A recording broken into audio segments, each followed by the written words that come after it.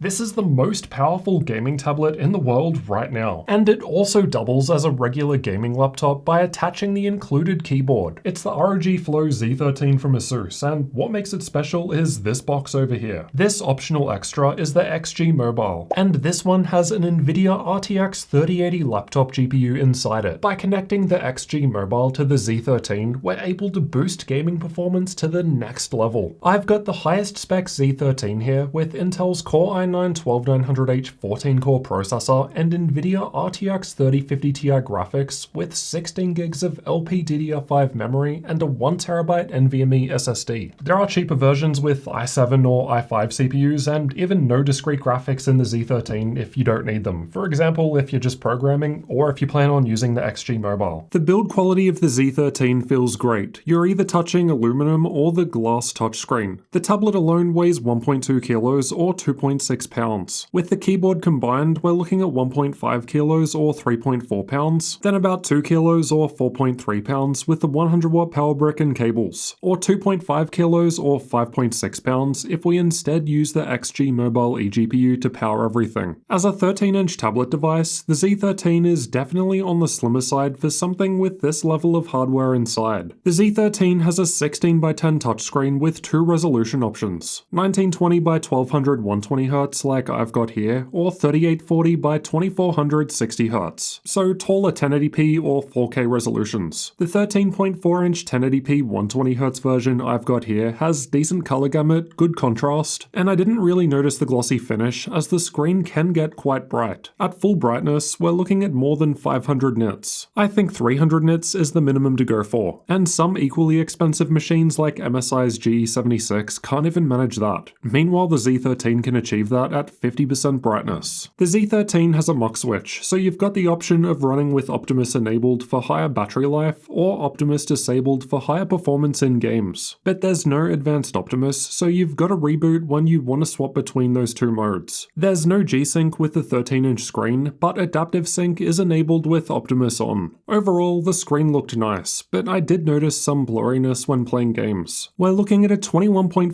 millisecond average grade-to-grade response time, so not super impressive, but at the same time, this is still the fastest 13-inch result I've recorded so far. There just aren't a whole lot of panel options at this size for gamers yet. The smaller 13-inch size definitely isn't for everyone. It's great for portability, but you might need to sit a little closer. You could of course dock it with a larger screen, perhaps one with better response time if you're an esports player, and optionally with the XG Mobile or a Thunderbolt eGPU if you're after more graphical performance. The XG Mobile increases the total system latency a little, as Optimus must be enabled in order to use it. You can't use the XG Mobile with Optimus disabled. This is the total amount of time between a mouse click and when a gunshot fire happens on the screen in CSGO. If you're connecting an external screen directly to the XG Mobile and not using the laptop screen though, then the integrated graphics shouldn't be involved. I'm by no means an artist, but the included pen seemed to work well with minimal lag. I confirmed it's pressure sensitive, and palm rejection was fine while writing notes. My unit had no backlight bleed at all, but this will vary between panels. There's a 1080p camera on the back. So the quality of that rear-facing 1080p camera just objectively isn't very good. At least in terms of video. Photos were noticeably better, not as great as many modern smartphones, but certainly usable. There's also a 720p camera above the screen in the middle, but there's no IR for Windows Hello Face Unlock. Here's how the camera and microphone look and sound by default, but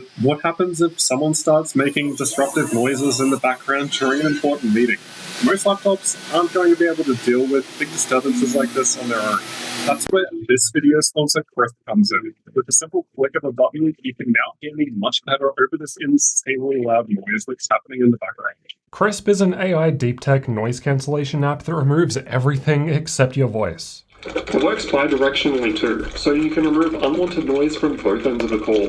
That's pretty cool. Even if the disruption is coming from the other end, you'll still be able to hear clearly.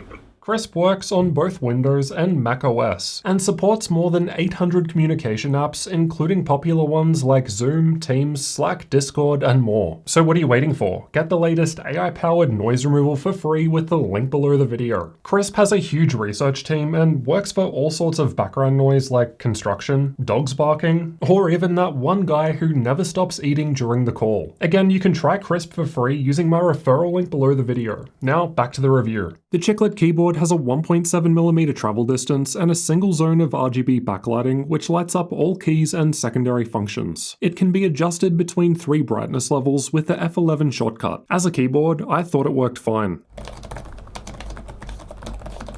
The keys felt nice to press, and I never had any problems, and I thought the clicky precision touchpad worked well too. The touchpad was a little small, but it is what it is. There's only limited space at 13 inches. The palm rest has a sort of felt texture, sort of like the Alcantara finish on a Microsoft Surface device. The keyboard is connected to the tablet by magnets, so you can pull it off to use the Z13 in tablet mode. It's very easy to reconnect, and it's quite satisfying when it snaps itself into place. The keyboard can also be used in 2 different modes. You can have it completely flat, or you can fold it up a little for an inclined angle when typing. In the latter mode, there's some flex if you go out of your way to intentionally press down hard, but I found it perfectly stable during normal use. The keyboard also folds up to protect the screen during travel. The rear kickstand holds the device up. It feels very sturdy and can be adjusted smoothly to go right back by 170 degrees. There's a little red rubber tab sticking out of the right side to help you grab it when setting up the device. The left has a speaker right down the bottom, the XG mobile port, which also has a USB 3.2 Gen 2 Type-C port within, followed by the Type-C Thunderbolt 4 port towards the top. There's a rubber cover for the XG mobile port included if you want to protect the PCIe connectors. The right has a speaker down the bottom too, a 3.5mm audio combo jack, USB 2.0 Type-A port, volume adjustment buttons, and the power button right at the top. I did ask why the USB Type-A port was the older and slower 2.0, and was basically told that it was just a requirement in order to get the PCB from this side to this side. So if that's just a genuine constraint, then I suppose I would at least prefer a slower Type-A port compared to none. Now both of the Type-C ports can be used to charge the laptop, and they both also offer DisplayPort output. With Optimus enabled, the Thunderbolt port goes to the Intel iGPU, while the Type-C port in the XG mobile port goes to the NVIDIA graphics. With Optimus disabled though, both of those Type-C ports connect directly to the NVIDIA graphics. However, only that lower Type-C port gives you G-Sync support. The display outputs on the XG Mobile obviously connect directly to the RTX 3080. I mean, the ports are on the box with the 3080 in it. But the HDMI port didn't seem to offer variable refresh rate support. The power button includes a fingerprint scanner. Although I found it to work well when I can get my finger straight on it, because it's on the side, I can't see it when sitting in front of the machine, so I often get my finger in the wrong spot when trying to unlock it. Like other ASUS models, pressing the power button to turn it on will cache your fingerprint and present it to Windows once it loads up, so one press to power on and log in. The back has some customizable RGB lighting that shines through this window, just so you know it's for gaming. I can't show you the internals because I wasn't able to open it up, but there's nothing to really upgrade anyway except for the single SSD, though that's easy to access behind this hatch door with a single Phillips head screw. The upgradability score ties with the MacBook Pro 16, which isn't too unexpected from a smaller 13-inch device. I gave it half a point for having a user upgradable SSD. Normally that's a full point, but I dropped a half a point when the more common larger 2280 size isn't supported, as that offers more storage capacity. The Wi-Fi performance was decent. Basically, as long as we don't have MediaTek or Realtek, we're looking pretty good. It's got Wi-Fi 6E, but unfortunately my access point only goes up to 6, so faster may be possible. The small speakers on the left and right sides down the bottom sound decent considering the size. There's a little bass, but they lose clarity at higher volume. Speaking of sounds, it plays this one by default on boot. Fortunately, you can disable it through the Armoury Crate software or BIOS. The latency mon results weren't looking great. This is only the second 12th gen machine I've tested, and the first one was worse, so it's too early to say if this is due to 12th gen or what. The Z13 is powered by a 4-cell 56 Wh battery. ASUS have some cool features here, including Panel Power Saver, which automatically lowers the screen's refresh rate down to 60 Hz when you unplug to save battery. This is why the screen will flash black when disconnecting and reconnecting power. You've also got the option to disable the NVIDIA graphics and only use the Intel integrated graphics when on battery power for further power savings. Using the iGPU only mode was able to give us a bit of extra runtime compared to with just Optimus enabled. It's only a small improvement, but still an improvement nonetheless. Optimus on will of course prioritize the iGPU, but the DGPU can still be called by random processors, and that's where the iGPU only mode has its use. Of course, the battery life was even worse if we instead run off the the Nvidia graphics. It doesn't stack up super well compared to other machines, but yeah, we have to keep in mind it's a smaller 13-inch machine, so there's only so much room for battery. Not to mention, it's packing higher tier specs compared to other 13-inch devices I've tested. We're looking at around 6 hours of runtime in this test. Let's check out thermals next. As the Z13 is essentially a tablet, all of the heat generating components like the CPU and GPU are behind the screen. Unlike a traditional gaming laptop with the air intake vents pressed up against the desk, this means fresh air can easily be pulled in from the back. Hot air then gets exhausted out of the vents on the top, so you also don't have to deal with any heat hitting your hands. To top it all off, there's a vapor chamber cooler inside with liquid metal on the processor. The ASUS Armoury Crate software lets us change between different performance modes, which from lowest to highest are silent, performance, turbo, then manual mode lets us further control fan speed and temperature limits of the GPU. The following overclocks are also applied to the GPU in turbo and manual modes depending on which GPU is in use. The CPU and GPU temperatures were fine at idle considering it was completely silent. The rest of the results were measured with a combined CPU and GPU stress test to represent a worst case scenario. Honestly, without the XG Mobile, the Z13 was running relatively cool compared to other laptops, peaking at 65 degrees Celsius. Things warm up a bit with the XG Mobile connected as it uses more power, but this is still far cooler compared to most gaming laptops I test. These are the clock speeds during the same tests just shown. I've split the P and E cores up as they reach different speeds. The difference in GPU clock speeds obviously gets higher with the XG Mobile attached. It's a higher wattage RTX 3080 after all, but check out the CPU clock speeds in blue. They start getting far higher with the XG Mobile in use. The reason for this becomes clear when we look at the power levels being reached. Without the XG Mobile, we're seeing the RTX 3050 Ti in the Z13 max out at 40 watts as per the spec sheet, but the CPU seems to cap out at 20 watts, quite low for a 14-core 20-thread chip. Based on the cooler temperatures earlier, ASUS could probably boost the power limit further without too much downside to increase performance. With the XG Mobile attached, not only does the RTX 3080 use far more power, but with the 3050 Ti in the Z13 now idle, the CPU is able to get more power budget. Not to mention the entire vapor chamber cooler inside the Z13 is now working to cool the CPU and not the GPU, as the GPU workload has moved externally to the XG Mobile. That's only with both the CPU and GPU loaded up though. The CPU wattage goes higher in a CPU-only workload like Cinebench. I was seeing about 50 watts in manual mode with or without the XG Mobile connected. However, interestingly, turbo mode was a little ahead here. If we use the best case turbo results to compare against others, well, it's actually the best single-core score I've ever recorded from any device. Let that sink in for a moment. A 13-inch tablet has the highest single-core performance. The multi-core performance is decent, but larger and thicker machines like MSI's GE76 at the top can sustain the i9 processor at around 90 watts. Still though, the Z13 is ahead of a number of other 15 and 17-inch gaming laptops from last year. Single-core performance hardly changes when running on battery power, but like most machines, except for the MacBook, multi-core performance lowers. It's now behind the Flow X13 from last year in that regard, despite the X13 having a last-gen 8-core 16-thread Ryzen processor. Ryzen just seems to be more power efficient there. At idle, the keyboard was cold as expected. It's just a keyboard. No heat-generating components behind it. The screen was barely warm at 30 degrees Celsius. The temperature of the screen hardly changes with the stress tests underway in silent mode. Performance and turbo modes increase the temperature a few degrees, but even touching the hot spot hardly feels warm at all. Let's have a listen to the fan noise.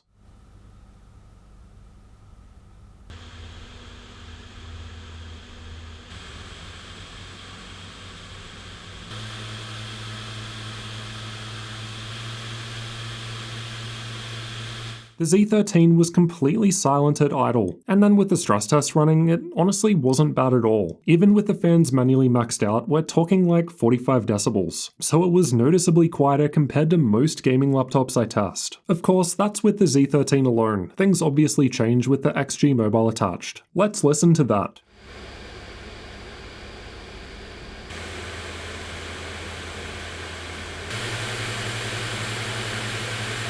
It's quite loud in turbo mode with the stress test running, or with the fans manually maxed out. Both modes were about the same. But still, this worst case scenario ends up being comparable to most gaming laptops I test. Now let's find out how well the ROG Flow Z13 actually performs in games, both by itself and with the XG Mobile connected. We're going to look at 1080p and 1440p resolutions here, as it's just what I've got data for the purposes of comparing. But definitely check out this video afterwards if you want to see how the Z13 performs in 10 games with its native 1920 by 1200 screen resolution. Cyberpunk 2077 was tested the same on all laptops, and I've got the Z13 highlighted in red. We've got two results here. The lower one is just with the laptop's RTX 3050 Ti, while the higher one is with the XG Mobile attached. So a laptop 3080 GPU connected via PCIe. We're looking at a 175% boost to average FPS simply by connecting the XG Mobile, and it's performing similarly to other larger top-spec 3080 gaming laptops, such as the Legion 7, slightly ahead of it. The 3050 Ti wasn't even as good as a 1660 Ti here, and those are usually pretty close. Granted, the power limit difference is double there. Plus, of course, we could always enable DLSS on the 3050 Ti. There are fewer results at the higher 1440p resolution because we only test laptops that actually have a chance of running it. The RTX 3080 XG Mobile is performing in between a number of other 3080 results that I've got data for. Sure, it's not quite up there with the larger 17-inch models, but it's still ahead of a number of 15-inch laptops. Not bad at all. Red Dead Redemption 2 was tested with the game's benchmark, and again the XG Mobile result was towards the top near other RTX 3080 machines. The Z13 was just a little ahead of last year's Ryzen-based X13 with the same eGPU, while the 3050 Ti wasn't quite as far behind the 1660 Ti this time. Plus again, as mentioned, you could still enable DLSS. The Z13 wasn't quite doing as well compared to other 3080 laptops at the higher 1440p resolution in this game. Don't get me wrong, it's still an excellent result and absolutely playable, but other laptops with higher wattage 3080s were further ahead in this one. But hey, it's still ahead of other larger 3080 gaming laptops. Control was tested running through the same part of the game on all laptops. Again, the RTX 3050 Ti was ahead of other 1650 series laptops, while not quite matching a best case 1660 Ti. Though again, as mentioned, DLSS may change this. Check the game benchmark video linked in the description as I test DLSS and FSR there. The RTX 3080 was one of the better results here too. Again, only just a few FPS behind the Legion 7. At least in terms of average FPS, the gap in 1% lows was a bit bigger compared to the two machines above. The 1440p result was quite good here, just a couple of FPS ahead of the same eGPU connected to last year's X13, but the 1% low from the newer Intel 12th gen machine was more than 20% ahead of that Ryzen 1. Here are the 3D Mark results. As expected, the XG Mobile in the red bars was much higher compared to the 3050 Ti in purple. Now for some content creator tests. Adobe Premiere was tested with the Puget Systems benchmark, and I've got the Z13 highlighted in red. The score was significantly higher with the XG Mobile attached, giving one of the better results. Presumably the Intel 12th gen CPU is able to make up some ground given the 40W 3050 Ti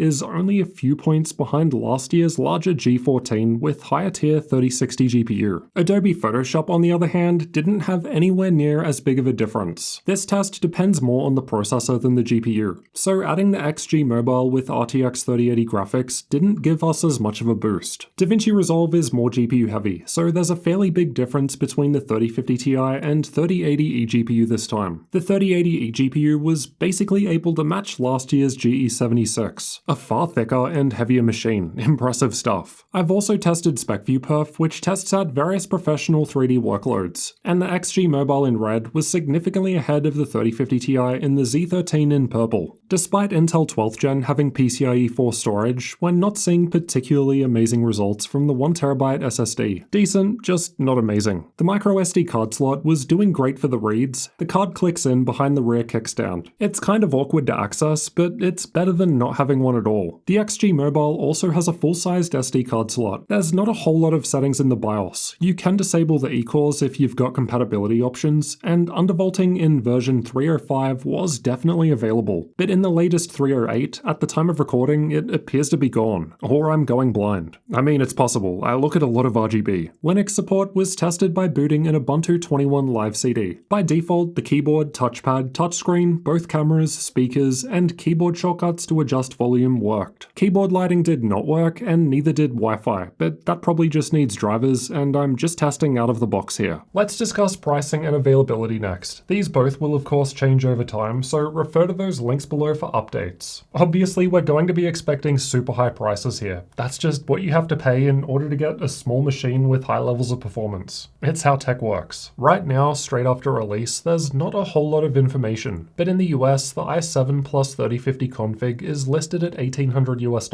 though it's out of stock until April, and no word on the price if the XG Mobile is included. Alright, so is the ROG Flow Z13 something that you should consider? The most impressive thing to me was the level of CPU performance from such a small 13-inch tablet device, particularly when it comes to single-threaded performance. Gaming was fine with the RTX 3050 Ti, but the XG Mobile absolutely takes things to the next level. Though of course, that would significantly increase the price too. Can you get a cheaper gaming laptop that will outperform this combination, and even an additional tablet if you really need one? Yeah, absolutely. The Z13 is extremely unique and definitely not for everyone. But if you're after the best portability and performance possible at this size and can afford it, then there's not a whole lot of competition. There are of course sacrifices that need to be made for this smaller machine, including not much in the way of upgradability, lower battery life, and fewer ports to name a few. But there's no denying this isn't a cool setup. Check out this video next to see how the Z13 performs in 10 different games at all setting levels with the native 16:10 resolution, both by itself and with the XG Mobile. And make sure you're subscribed for when I compare the XG Mobile with a desktop RTX 3080 graphics card in a Thunderbolt eGPU enclosure.